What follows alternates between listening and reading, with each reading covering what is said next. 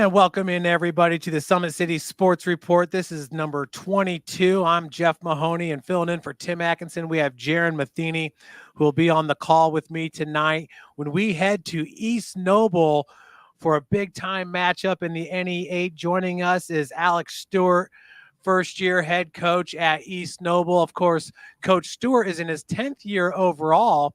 He spent, what was it, Coach, 7 seasons over there at Western doing a fine job.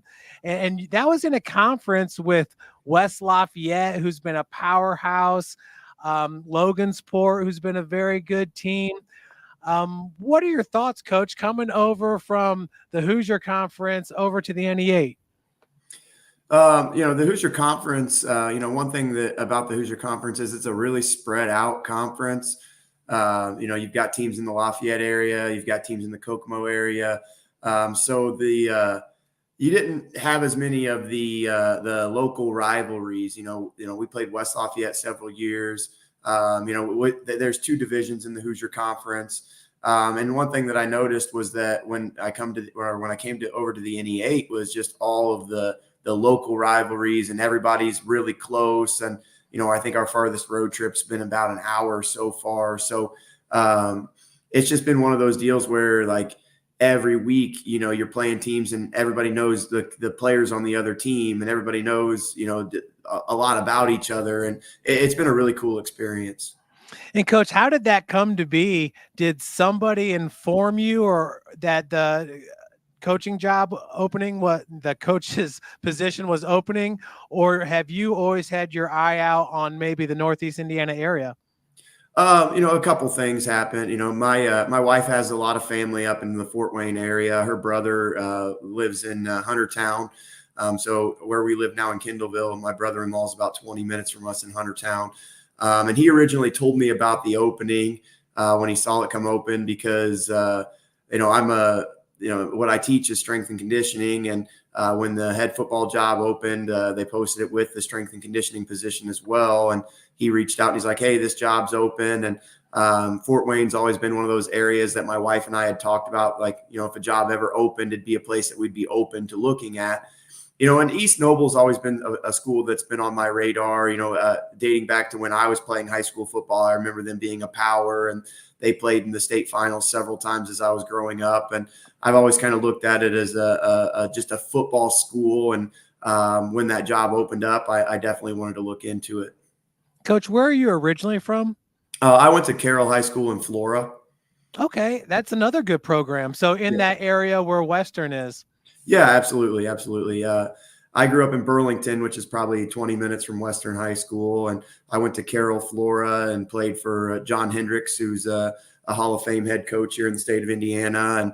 And now my good friend Blake Betzner is the head coach at Carroll and doing a great job up there. That's awesome. Coach, I had talked with Chad Zalman, the head coach at Homestead last week, and we were talking about strength and conditioning because way back in the day when I played, it was all about just getting big. But do you feel like strength and conditioning has changed much in the last 20 years? Because the kids today are so skilled and they're so fast and they do a good job of controlling their body. Have you seen that as a strength and conditioning coach?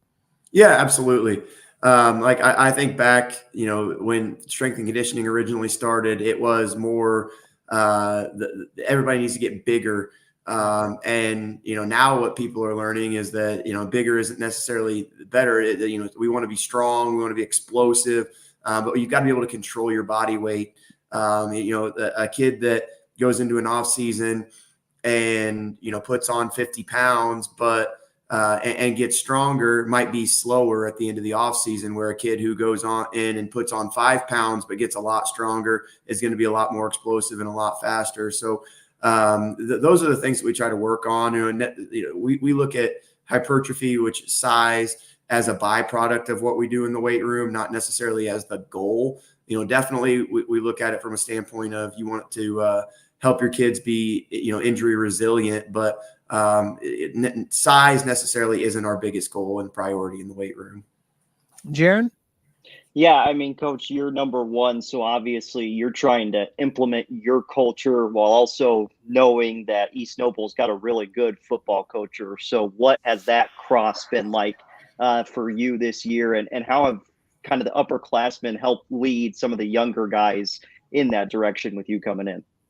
Yeah, it's been a really smooth transition. It helps having the architect, so to speak, still in the building. Luke Amstutz is somebody who I talk to on a daily basis, and I bounce a lot of ideas off of. But we also have, we've got guys on staff that were with Luke. I was able to retain the majority of Luke's staff, and those guys are fantastic, and they've done a great job of the in transition when I took the position. And so I'm able to ask those guys, hey, how have you done things in the past? And I came into it with an open mind as well. I try to be humble enough to understand that, the ways that maybe I've done things in the past and the ways that they've done things in the past might be different, but just because I've done it a different way doesn't make it the best way. And so, I'm just trying to learn as well from, we've got a great staff, and those guys have been fantastic. And we've got a really good group of seniors. We've got 20 plus seniors, and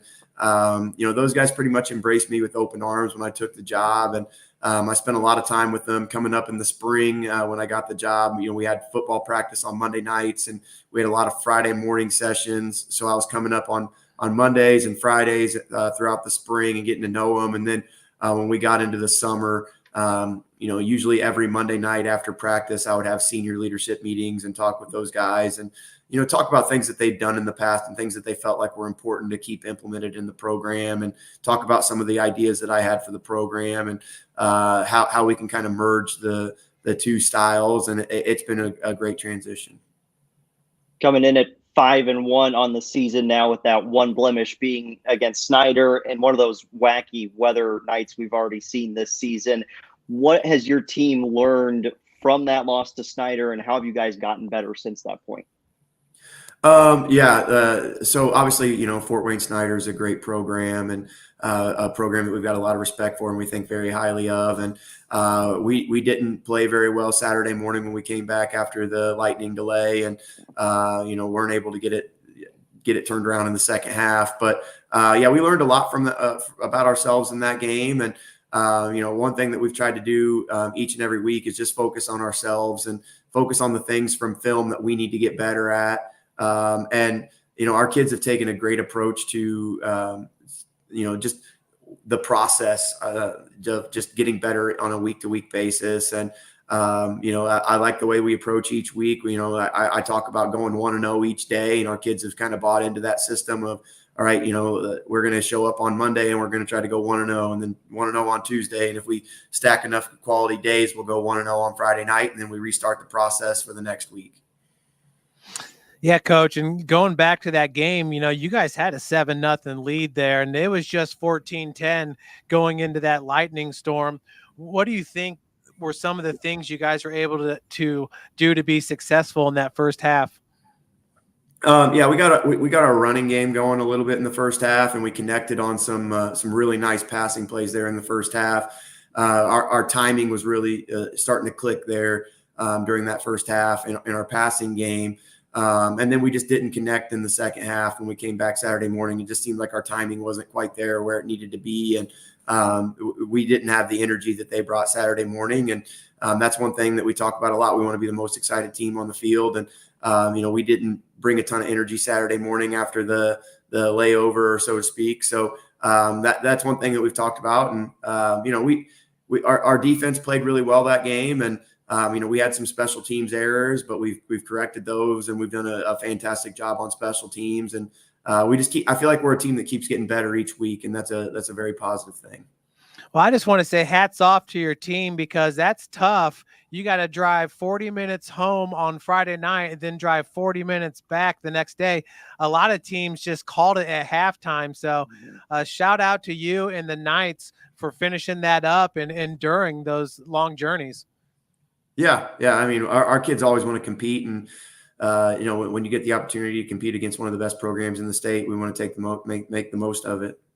Coach, going back to that Snyder loss, just looking at the rankings, and the rankings are what they are, but it almost seemed like East Noble is getting penalized for having that one loss, even though it's against the defending Class 5A state champions that have a number of Division I caliber players on their roster. But have you felt that, or do you even care about the rankings? I don't really care about the rankings. I looked at them today. Honestly, that's the first time I've really looked at them in a while. And I looked at them today and saw that we were number 7 in a couple of the polls. And then, I think we were 9th in another poll. But that's not something that I take a lot of stock in, because, at the end of the day, you got to show up and win the game on Friday night. And I wanted to go back to, you were talking about senior leadership and those meetings that you were having this past summer. And I had a chance to interview Dylan Krell last year, and I was just blown away with how he presents himself. He seems like an uber positive person that just builds his teammates up, the ultimate we, not me type player. But is that kind of the impression that you got the first time that you met him? And then who else in that senior class holds some of those attributes? Yeah. Dylan, for sure. He stands out as a kid who is a phenomenal leader. He's somebody that all of the kids respond to him. He's the first kid that I've ever had that's been a unanimous decision for team captain. Within my program, I always allow the players to vote on captains, and every single player and every single coach in our program voted for him as a captain. And that's really special. And that just goes to speak for his character and his leadership. And, he leads in several different ways. He's a hard worker, so he leads by example, both in the weight room and on the football field. But he's also vocal, and he's one of those kids that's like having a coach on the field, and he's calling out stuff in practice, and it's fantastic. And he's a great leader. But there's several of those guys in that senior class, probably too many to mention. So I'll talk about our other 2 seniors that are captains. Alex Brennan, who's a tight end and a defensive lineman for us. He's another one of those kids who's a hard worker and a leader, but he's also a vocal leader and does a great job. And he's very selfless. We haven't been able to get him going a whole lot in our passing game so far, but he's a kid that he blocks his rear end off, and he's extremely excited when his buddies score touchdowns, and all he really cares about at the end of the day is winning football games. And then James Miller, who's an offensive lineman for us. James is being recruited by a lot of small colleges, and right now he holds an offer from St. Francis, and he's playing at a very high level for us on the offensive line. And offensive linemen are very selfless in nature. Usually if you're an offensive lineman, you're not expecting any kind of glory or any kind of glamour or anything like that. And he's not a kid who wants the spotlight on him, really ever. He spoke on WA&E the other night and did a fantastic job in his interview. And I think that's the most I've ever heard him speak in one time. But another kid who's a great leader, extremely hard worker in the weight room, and just a kid that's kind of the heart and soul of our offensive line. Coach, when you're balancing having guys play both sides of the football and guys like Krell who are so effective on both sides of the ball, offensive and defensively, how do you prepare them in the offseason, stamina-wise, so they're ready to go? And then over the course of the season, how do you use them in different situations to maybe catch a breath here or there throughout the course of a game? Yeah, ultimately, we try to start as many different players as we can. We would all ideally love to start 22 guys, right. But we've got some special players that are very, very talented and are able to be utilized on both sides of the ball. Dylan Krell is one of them. Mason Trish is another one who plays a lot of both sides of the ball for us. Fortunately for us, a lot of our offensive line, or all of our offensive linemen, are able to be platooned, which is very beneficial. Those guys are able to come over to the sideline and talk to Coach Jarrett, our offensive line coach, and make adjustments in the game. And we've got several defensive linemen and defensive backs that are in that same boat, several linebackers. So, we start probably 18, 19 guys on a Friday night. But those two-way guys, we try to utilize as best as we can and get them breaks where we can. And fortunately for a lot of those guys, we've got guys that can step in and do a really good job playing their position as well. So Dylan is a kid that we do not want to take off the field defensively. I'd love to never take him off the field because he's such a great football player, but we know that he needs to get breaks. So we get him breaks on the offensive side of the ball, and we use Dallas Plattner, who's another guy who plays linebacker but then runs the ball for us. And then Alex Phillips gets some carries there. And then Trish plays slot receiver for us, and he's also one of our starting corners. So we use Alex Phillips and Javion Stokes and a couple different guys to get him breaks on the offensive side when we can. And, we're fortunate that we've got depth and we've got guys who can step up and make those plays. You get Columbia City this week, and obviously it's big in the Northeast state, and you can kind of get ahead of yourself if you win this week, that sort of thing. But the Eagles present a much different challenge offensively. So how have you guys gone about preparing for the Columbia City offense this week? Yeah, what they do is a little bit unique. All season long, we've pretty much seen the same style of play. Everybody kind of runs the spread offense, and so their flex bone is a little bit different to a different approach. They're under center. They're using a lot of motion. So we've slowed things down, and we've worked on reads and keys with our kids, and our kids have picked up on it and done a great job. Coach, last time I saw you guys play was this game right here at Leo, a 35-29 victory for East Noble. And to be honest with you, the game really didn't even feel like it was that close. But Riley Biddle, really, I felt, put on a show. And of all of the games that I've covered this year so far, I feel like he's got one of the liveliest arms in Northeast Indiana, meaning when the ball leaves his hand, it is on a rope and gets to his wide receivers.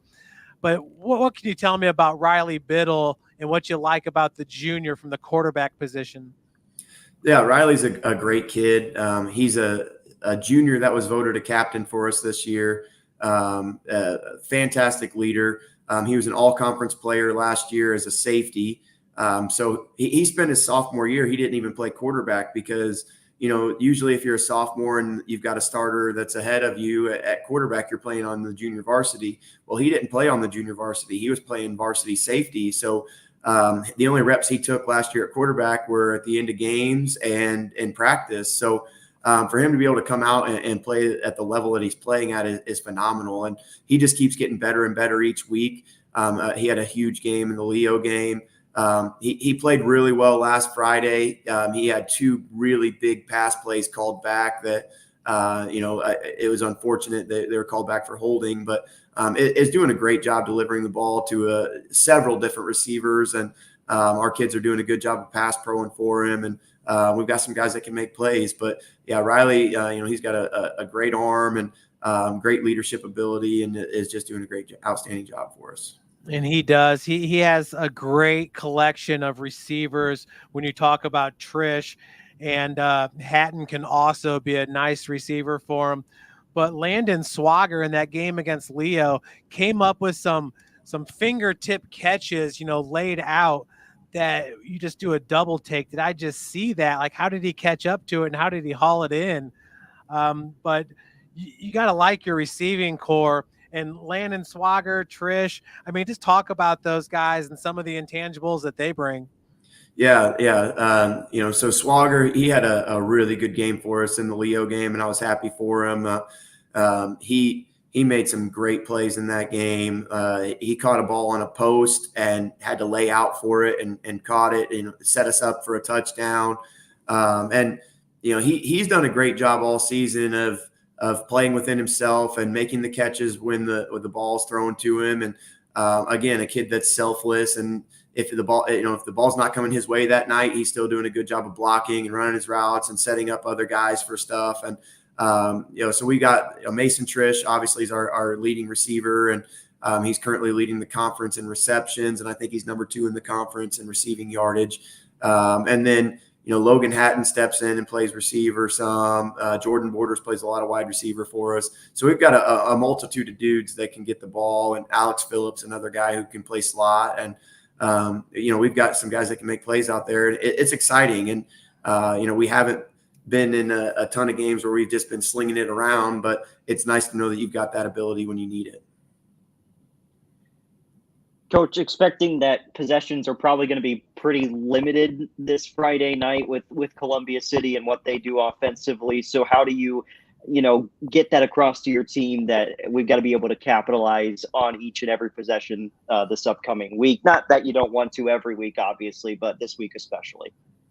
Yeah, I mean, obviously with them being a heavy run team, and we're also a heavy run team, so the clock could be moving quite a bit, and every possession is going to be important, and we try to stress that to our kids all the time, that every drive is important, every play is important, all the little things matter, and it's no different this week.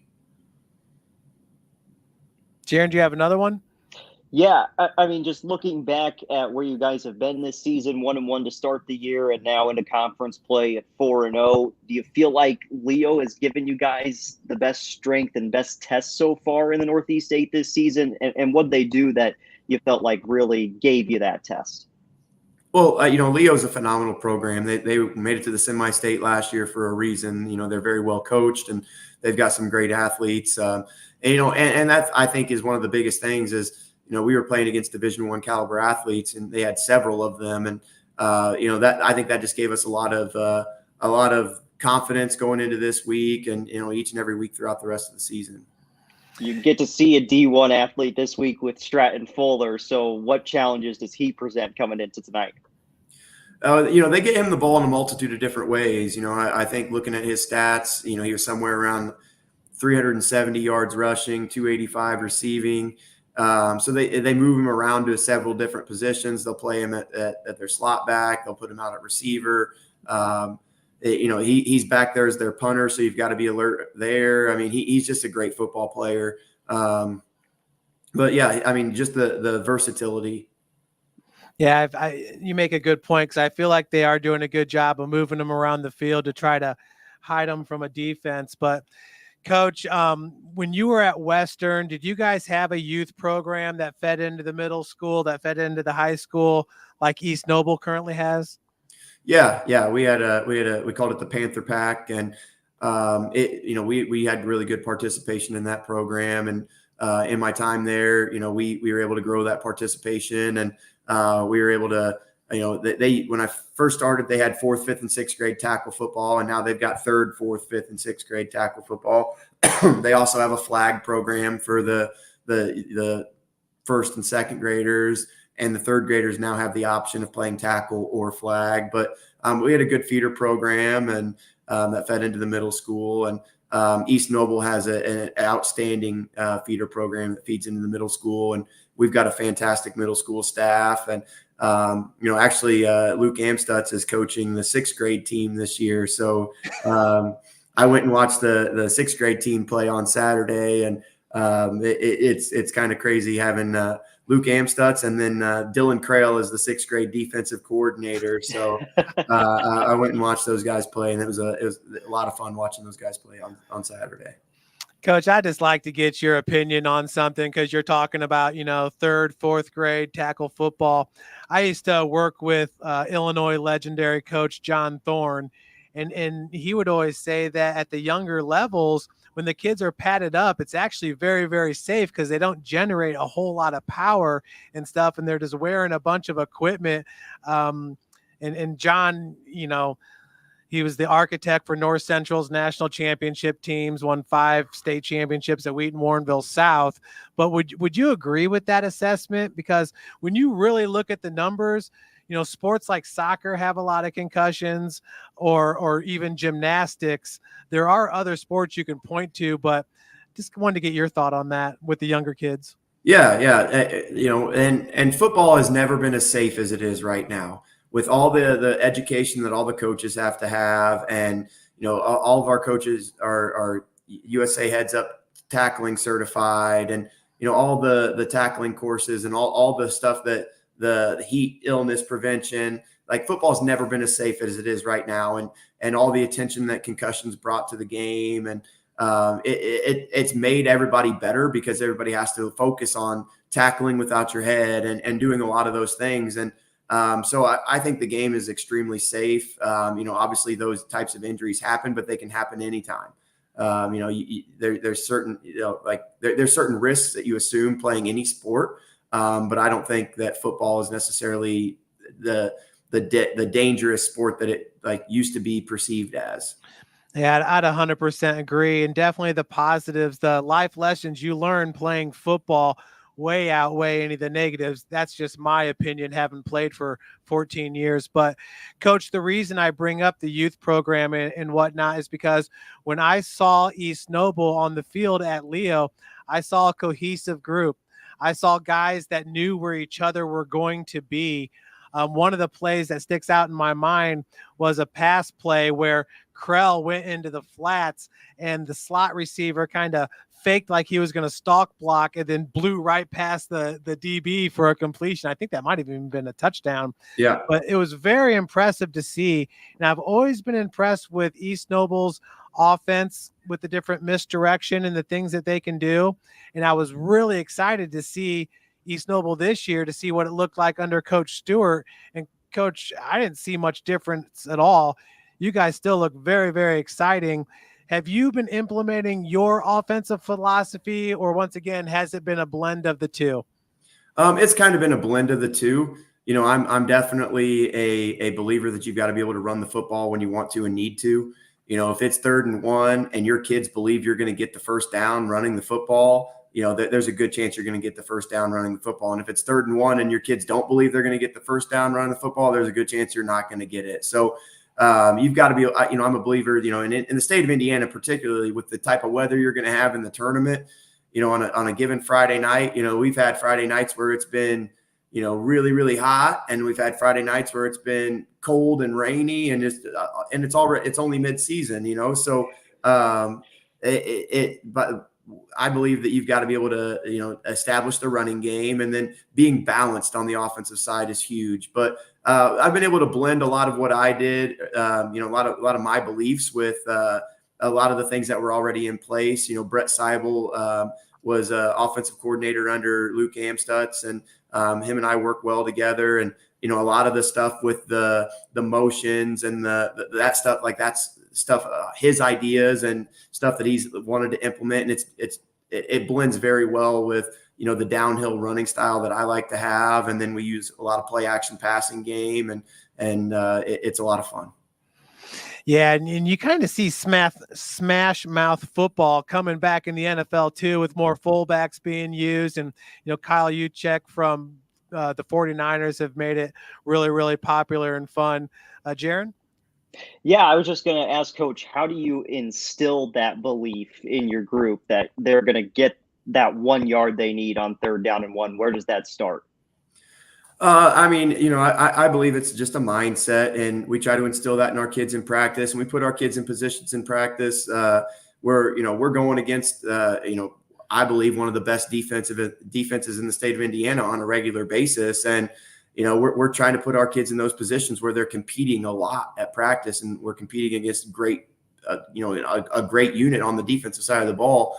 And Coach Jarrett coaches our offensive line and does a phenomenal job with those guys. And, that is those guys love playing offensive line, and it's just a great cohesive unit. And, those guys are big, strong, physical guys that have, gotten stronger in the weight room, and just really love working together. How tough does it get in the trenches when those two groups, your number one offense, number one defense, are going at each other? We have to scale it back a little bit, especially, in the summer we had some knockdown drag out times in the summer, but, as we've gotten into the season, we've separated those groups quite a bit because, the goal is to get to Friday night. The goal is not to beat each other up on Tuesday and Wednesday. Absolutely. Coach, physicality in practice, some coaches like to be physical. Some coaches like to lay off the hitting and save it for Friday. And sometimes that can be bad when the team you're playing is used to hitting. So many different philosophies out there, but coming from Western, coming to East Noble, do you feel like both of the philosophies were pretty similar as far as how much we hit in practice? Yeah. I feel like it's pretty close. We're not beating each other to death in practice on a regular basis, but we know, I understand, you've got to liven it up a little bit because, you don't want the first time a kid's taken a hit in a week to be on Friday night on the first drive. So we try to manage those times, and we try to have short, intense times where we're getting after it. But then we try to, have a lot of controlled settings where we're working the drill work and we're working the fundamentals, because, I'm a big believer that fundamentals show up on Friday. So we try to spend a lot of time in our individual sessions and working on the fundamentals. But from time to time, you do have to liven it up, but we're not taking each other to the ground, and we're not just, like, I remember when I played high school football, we were full pads almost every single day, and it was 3 hours long, and it was a grind, and the grind kind of doesn't exist the same way that it used to. But I believe we're really smart with how we do things, and trying to limit the amount of injuries that you have during practice. Sometimes things happen, but we try to be smart with it. Coach, you've talked about your defense quite a bit, and I agree with you. I feel like it's one of the better defenses in Northeast Indiana, and your linebacking core with Kobe Ritchie, Plattner, Krell, and Ramey, those guys are some studs. Kobe Ritchie really jumped off. He's got 16 tackles for a loss entering the game on Friday. But just talk about your linebackers grouped up with that defensive line. This is a vicious defensive front seven that make it really, really hard for teams to run. Yeah, like Kobe, Jake, and Dylan were all conference guys last year. Obviously, Dylan was an all-state guy last year. So, 3 all-conference guys coming back. Dallas Plattner plays our other linebacker position. He's having a really nice season for us. But Dallas is a phenomenal wrestler. And so that, that physicality transfers to the football field. And I believe he was actually the MVP of East Noble's wrestling team last year. And, Kobe's a kid who's a really, really strong kid in the weight room. Dylan obviously strong in the weight room, but those 4 guys together, they work well together, and they buddy up well. You can't run away from one of them, because they're all kind of going to swarm the football. And I believe I got a message from one of your parents, but Riley Biddle also on the wrestling team. I mean, it sounds like half the wrestling team is these varsity football players. Yeah, absolutely. There's a lot of wrestlers on the football team, and we love that. Oh, you gotta love to see that, Jaron. Yeah, how important is it, Coach, for you? And maybe it's not just wrestling, but to have these kids playing something other than football throughout the course of the season. Of course. Yeah, I certainly encourage our players to play multiple sports, and we've got a good group of guys that run track. Also, there's some guys that play baseball, some guys that play basketball. But multi-sport participation is huge, especially at a school our size. Your best athletes should be playing multiple sports. And our expectation is that they train in the weight room year round, and we've got a great strength program, and a lot of the kids are enrolled during the school day, so they're able to get that done during the school day, and then we just encourage them to go wrestle and go play basketball and go play other sports and compete for East Noble. Competition breeds better competition, right? And that's exactly what it seems like is happening in Kendallville. Focusing back in on Columbia City again, Coach. Defensively, what challenges do they present to your offense for this game? They're a very sound defensive unit. They're very disciplined. They do their job, and they do it well. So they've got some good guys in the back end. They've got some really nice linebackers that are going to fill their gaps and make tackles. So and they're just not going to make a ton of mistakes. You're not going to see them jump into the wrong gap or anything like that. They're going to they're going to close down when they're not being blocked. They're just going to do the right thing. Yeah, and their defensive backfield, similar to yours, where they have a bunch of interceptions on the season. Looking at your DBs, Coach, I feel like your defensive backfield is as athletic as any you're going to find in Northeast Indiana. Would you agree with that? I mean, Logan Hatton, Alexander Scott, Mason Trish, and Anthony Mitchner. I mean, these guys, it seems like all of them can play both ways. Probably all of them could play multiple sports at the school. Yeah. I think all of those guys are multi-sport guys. Trish is a really good basketball player. He's a starting guard on the basketball team. Mitchner's on the track team. Alex Scott plays basketball and was a multi-event regional qualifier in track last year as a freshman. And Logan Hatton is a phenomenal runner on the track team as well. So, a lot of those guys are multi-sport athletes. They're extremely athletic, and they do a great job for us in the secondary. Coach, you talked about James Miller having an offer from St. Francis. Any of the other guys getting any offers this early in the season? Yeah, Dylan Crail, he's got some offers from some small colleges. He holds an offer from St. Francis, DePaul also, I believe, and several of the small colleges. But I think his recruiting is going to pick up a little bit here as we get more into the second half of the season. And Logan Hatton's been on several visits. He's been on several MAC visits, and I'm sure he'll be reeling in some offers here, in the near future. And Hunter Shire, who's a junior offensive lineman for us, he's been on several visits already. And, I anticipate several of these guys having college offers before it's all said and done. Jaron? Yeah. What do you take away when you're talking with college coaches? What are their biggest takeaways about some of your guys that they're seeing on the field that they feel like can translate on the next level?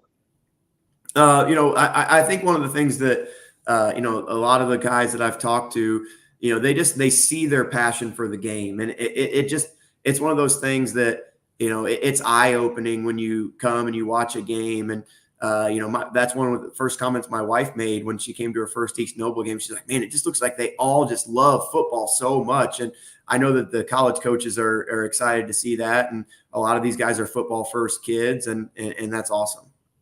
For somebody who hasn't been to Kendallville for a game and you got to experience it for the first time this year, what is that atmosphere like on a Friday night? What are people missing out on? It has to be the best atmosphere in high school football. It has to be one of the best atmospheres in high school football in the state of Indiana, on a week in and week out basis. I mean, it's not just the big games. It's every single Friday night.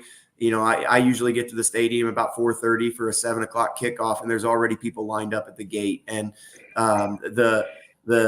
we had a blackout and military appreciation night a few weeks ago, and they gave out T-shirts, and people were lined up earlier for that one. And it's just unreal, the community support that we have. It's phenomenal.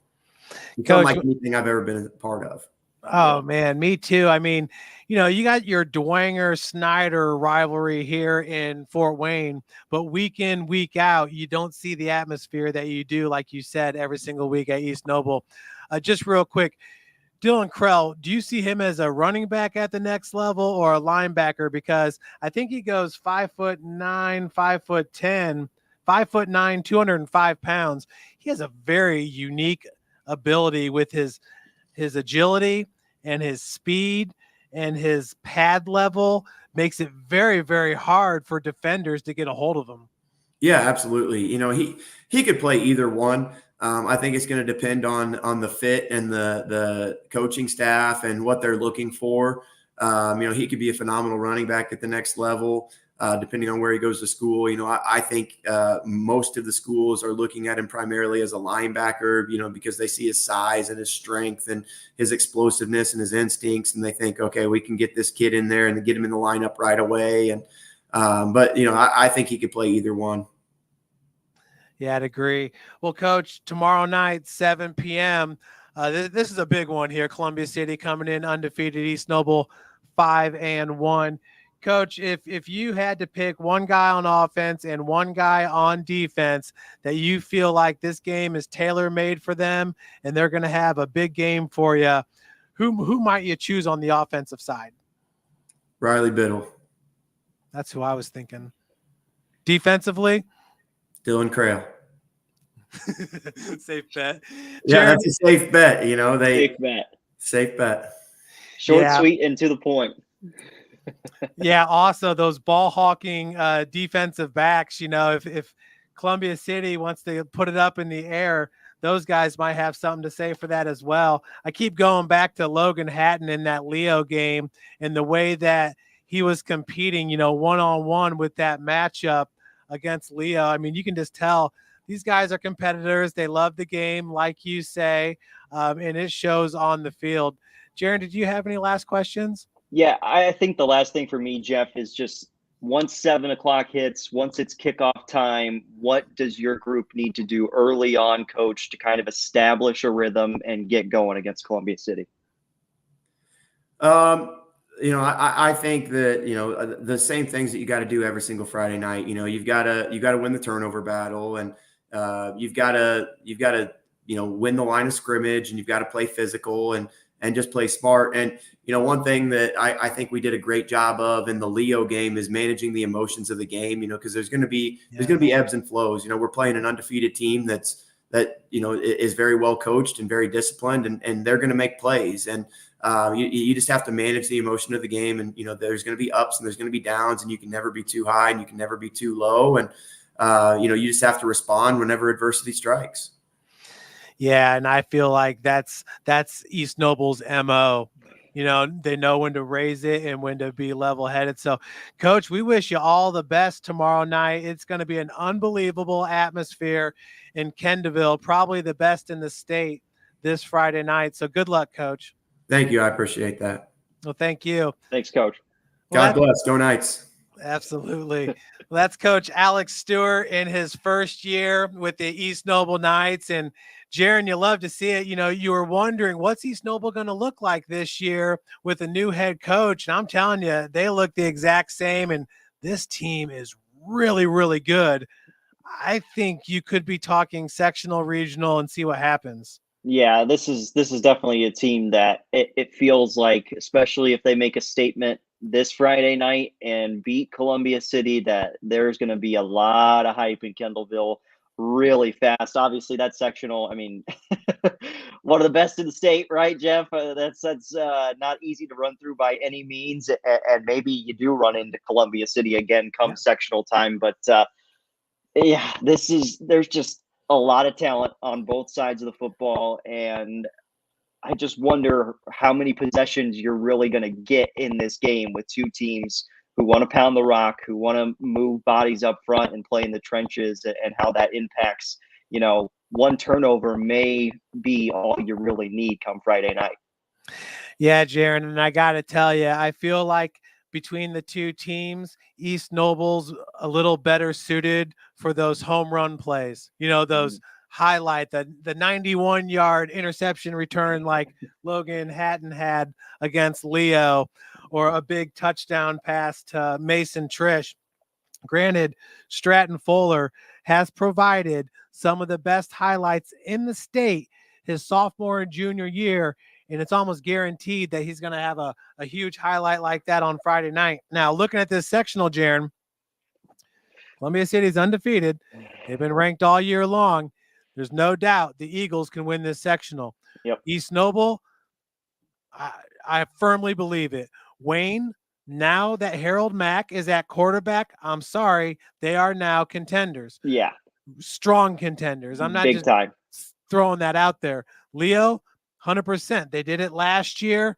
I don't think they're the same team they were last year, but you got Landon Hepner and Brock Schott, you got a chance.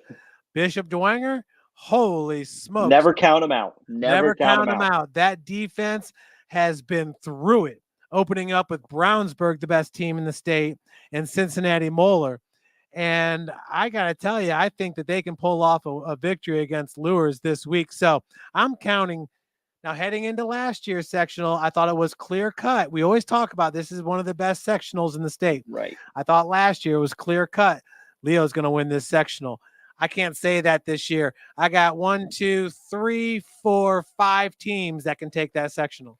Yeah, 5 teams easily, I think, that are going to be in the conversation for that sectional. And, you never know with Southside either. If they hit their stride at the right time, I mean, Coach Goodwell is turning that program around too. And with DeKalb's running back, if he gets going and goes for 250, they've got a chance. So it's just, you talk about it year in, year out, one of the best sectionals around. I see Wayne right there at 2 and 3, Jeff, and I think that's a team you just don't want to face in the opening round of sectionals, because they'll play smash mouth football with you too. And Kemar Nelson is unbelievable. I mean, he's an absolute stud.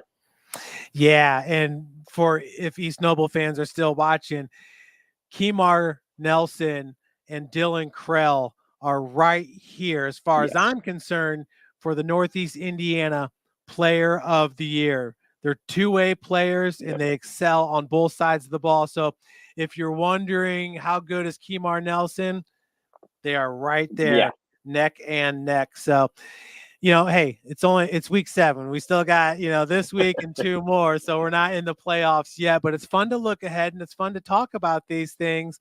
And I got to tell you, if Riley Biddle continues to improve and plays like he's played the last 2 weeks,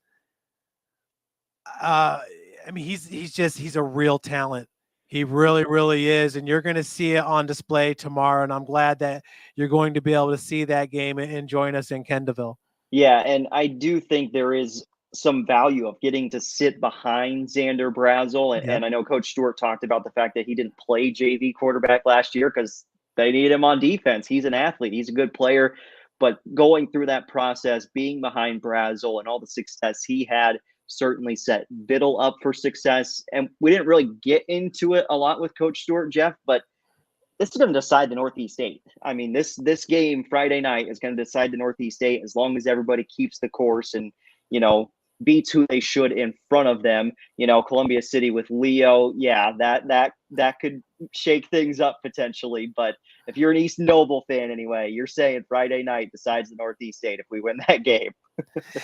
If East Noble wins, they are the NE8 champs. Yep. I think we all can agree on that. And look at this schedule here, finishing up with New Haven and Belmont. So now you got to feel like, hey, we're feeling pretty good going into the playoffs because, New Haven down a little bit. Shoot, you lose Mylan Graham and James Hardy and Johnny Washington and Trey Bates and all the studs that they had last year.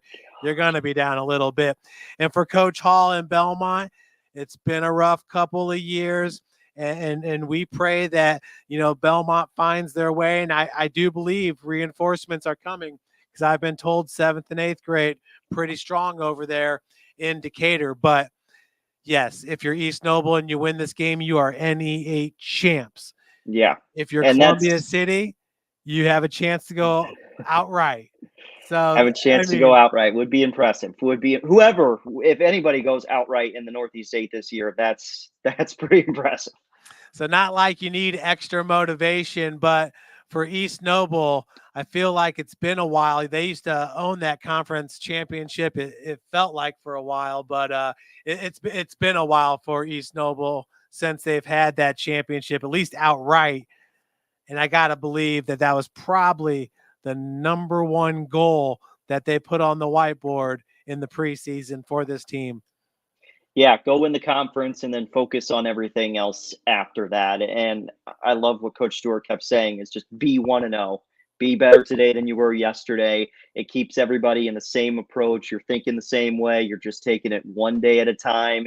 And when you do that, I think it's the old Lou Holtz method where you're terrible on Monday, you're a little bit better on Tuesday. Now we're getting somewhere on Wednesday. And by Friday, hopefully you found your groove and we're playing good football. And then you stink again on Monday so you can get rebuilt back up. But it feels like this group has certainly been building throughout the year. And I think going to that Saturday afternoon or Saturday morning kick with Snyder, and it's tough. You go in the lightning delay and you got to get back up and try to get going again. But I think that woke up and relit the fire again for East Noble. And maybe some people thought, they weren't going to be able to go to Leo and win. And now there are some people saying, even if they're at home, they're not going to be able to beat Columbia City this week. So just keep adding fuel to that fire if you're East Noble. Yeah, and I got to be honest with you. I mean, you feel like maybe they could have pushed the start time back a little bit. A 6 p.m. start might have been a little bit nicer considering, the 40-minute commute. But opposing ADs and coaches don't care about being nice. They care about W's for sure. Your last thoughts on this game tomorrow night, Jaron. 7 p.m. at East Noble High School. In East Noble, at East Noble High School in Kendallville. There it is. Yep. I do think it's just it should be the best game in the area tomorrow night. I know we got the Battle of the Bishops going on. We got Homestead Carroll too, so those are some big ones. But Heritage at Bluffton. Heritage at Bluffton, yeah. So there are some really nice games going on. But for my money's worth, this is the game to be at. I haven't seen a game in Kendallville in 7 or 8 years now, so I'm excited to get back there and to be in that environment again. I wonder if the environment and the hype and the excitement in that East Noble crowd gets things going early for the Knights. And then, like Jake mentioned tonight on Around the Fort, if Columbia City falls behind a couple touchdowns early, it throws off what they want to do offensively. So if East Noble gets going early, good signs for the Knights, because then Columbia City might be behind the 8 ball a little bit and what they want to do truly and run the ball on the offensive side. We're going to see a highlight play from Stratton Fuller. I'm going to guarantee that one. And we're going to see one hand kept. I'll take one hand behind the back, anything he gives me. But and I think we're going to see a great game from Riley Biddle too. It just feels like he's the guy that can take East Noble to the next step and maybe beat Columbia City. But either way, I don't think anybody's running away with this one. I think it's going to be close from start to finish. Yeah, if Columbia City, you got to remember, it's just 2 years ago that the Eagles marched into Norwell and nobody gave Columbia City much of a chance except for me. I called that one. But if they can continue to matriculate the ball down the field, you're keeping your defense off so they're fresh, you're eating up clock. If you're coming out with points, 3 points, 6, 7, whatever it might be, oh yeah, Columbia City can own the tempo of that game. Make no mistake about it with their flexbone offense. So, and then Jaron, you were referring to being at East Noble 7 years ago. Radio crew for Huntington North days? Yes, sir. Those are my guys at Huntington North, and I really love what Coach Eschbach's been able to do this year. I mean, Huntington North hasn't been at a 4-2 record in a long, long time, and they were 500 a lot back in my high school days, but they've had some tough years, and it's a really good group of kids on that Huntington North football team, and I'm just really happy for that whole group that they're playing well this year. They've got a heck of a task in front of them on Friday night, though. Yeah, they certainly do, but you're right. Mike Eschbach is right up there for Coach of the Year honors. You got to believe that it goes to Coach Depew right now, who was the head coach at East Noble before Luke Amstutz. So long line of great coaches coming through East Noble. So, Jaron, I really appreciate you joining us on short notice here. Absolutely. Filling in for Tim Atkinson. My name's Jeff Mahoney. We're going to have the call tomorrow. It's going to be a fun one. I'll try not to let my excitement get the best of me, but usually Jaron can keep me even keeled. I'll reel you in if I need to, Jeff. We appreciate that. Well, take care, everybody, and we hope to see you tomorrow night, 7 p.m. in Kendallville.